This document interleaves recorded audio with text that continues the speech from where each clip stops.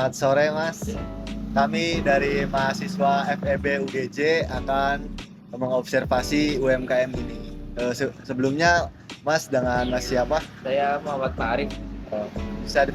Biasa dipanggil. Arif aja.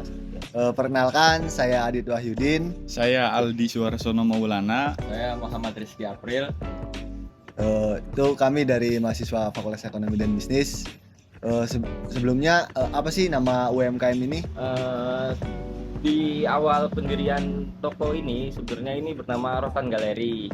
Nah, karena kami memiliki konsep yang baru, pada tahun 2020 kami merebranding lah ibaratnya itu dengan nama New Galeri Rotan.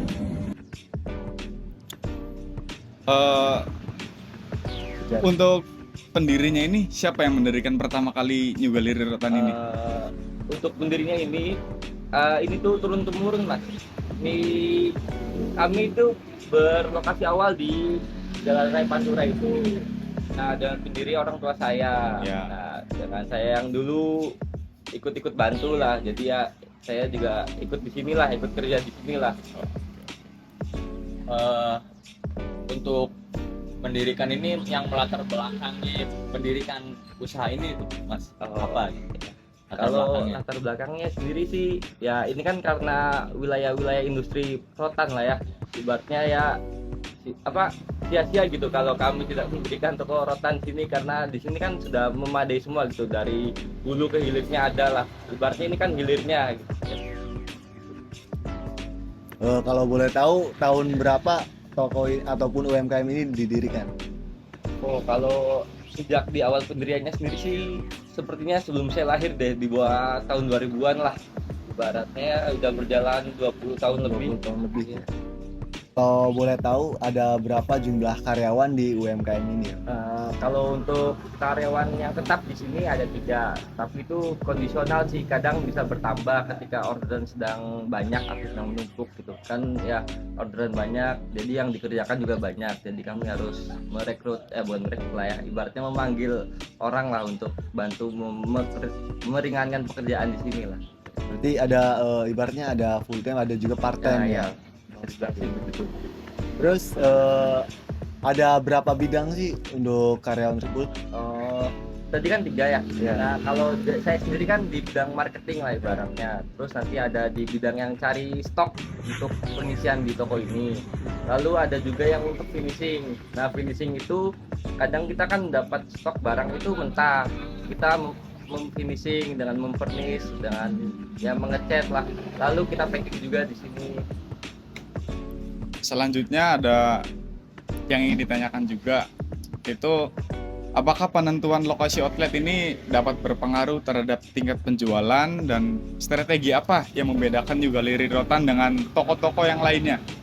Bagaimana Mas? Kalau lokasi itu ya menurut saya sangat berpengaruh. Ini kan kita kan berlokasinya kan agak masuk dari jalan raya ya. Ya. Nah, di jalan raya sendiri kan banyak sekali toko-toko rotan. Nah, menurut saya toko-toko yang di jalan raya itu sangat diuntungkan lah ibaratnya, karena lalu lalang kendaraan itu banyak di sana itu. Dan itu juga kan jalan utama atau jalan Pantura, jalan penghubung lah, kan pasti lebih banyak. Sedangkan ini kan agak masuk sedikit, ibaratnya orang awam agak susah lah nyarinya ya. Iya. Terus tadi apa? Strategi yang membedakan dengan toko yang lain? Strategi mungkin dari ini ya, dari stok barang yang ada di sini. Nah, kami itu mendapatkan barang-barangnya itu langsung dari pabrik. Dari pabriknya itu kayak sisa-sisa ekspor. Nah, misal pabrik itu mengekspor kursi 100 pieces lah ibaratnya. Nah, pabrik itu pasti memproduksinya itu dilebihkan. Misal entah dilebihkan antara 10 atau 15. Nah, itu kami ngambil di situ barang 10 atau 15-nya. Itu kan kualitasnya ekspor lebih bagus lah. Nah, kalau toko-toko lainnya masih produksi rumahan lah, dia mengambilnya itu. Berarti secara tidak langsung New Galeri Rotan itu memiliki kualitas produk yang bisa lebih unggul daripada produk lain ya? Apa daripada toko lain? Ya, saya sih itu begitu ya.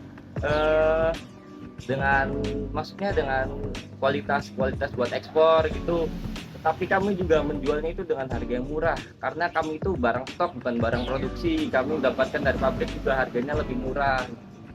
Oke. Kemudian Mas, Iya. nanya selanjutnya, di era modern ini nih, toko ini nih apakah sudah menggunakan digital marketing? Jika iya, platform apa yang digunakan gitu? Nah, iya. Ini kan awalnya kan toko orang tua saya ya. Iya. Nah, saya itu sekiranya pengen membantu lah orang tua saya, pengen mengembangkan bisnis lah ya ibaratnya. Nah, saya mulailah masuk-masuk di tahun 2020 itu. Saya coba menjual barang-barang yang ada di sini masih lewat Instagram gitu. Lalu membuat akun Instagramnya. Dan saya juga beberapa kali sempat menjual di marketplace Facebook. Dan saya juga ikut bergabung di komunitas di grup Facebook seperti komunitas rotan Cirebon, ekspor impor rotan gitu. Setelah menggunakan digital marketing ini nih, dampak ke toko Mas ini nih apa ya? Ya, Apakah ada atau gimana? dampak pasti ada tuh Mas. Seperti inilah. Ibaratnya kita kan ini akses ke semua aksesnya kan lebih jauh, lebih lebar lah ya ibaratnya. Jadi kita bisa mendapatkan buyer-buyer yang baru. Izin bertanya lagi Mas, ada nggak sih kendala atau tantangan yang dihadapi oleh outlet New Galeri Rotan ini? Kendala ya atau tantangan. Menurut saya sih ya itu kembali lagi ke pertanyaan yang tadi yang digital marketing itu loh. Ya, gimana? Sekarang udah era digital semua, udah marketplace banyak seperti ya Shopee lah ibaratnya. Barang-barang rotan-rotan yang dijual di Shopee itu harganya kacau Mas. Persaingannya itu parah. Dia mengambil untung kecil aja dia sikat gitu ibaratnya. Ya seperti itu sih. Sedangkan kami yang punya toko offline seperti ini harus memperkerjakan karyawan, harus menyewa kontrakan seperti ini. Ya merasa gimana ya? Persaingannya berat lah gitu dengan toko-toko yang digital itu. Sebagai penutup, Mas, apa nih rencana dan harapannya dari New Galeri Rotan untuk kedepannya? Ya kembali lagi yang seperti tadi ya digital marketing itu ya. Mungkin saya akan belajar untuk digital marketing seperti di Shopee, Tokopedia seperti itu ya. Karena ya sekarang udah eranya digitalisasi. Ya seperti itulah misalnya rencana saya sih. Lalu harapannya ya mungkin pemerintah ikut andil lah untuk mengadakan pelatihan digital marketing gitu. Di sini kan UMKM sekitar ya. iya, di sini kan toko-toko rotan kan banyak, masih banyak yang offline juga. Ya mungkin dengan adanya bantuan dari pemerintah untuk mengadakan pelatihan digital marketing bisa membantu kembali meningkatkan penjualan toko-toko rotan yang ada di sekitaran sini lah.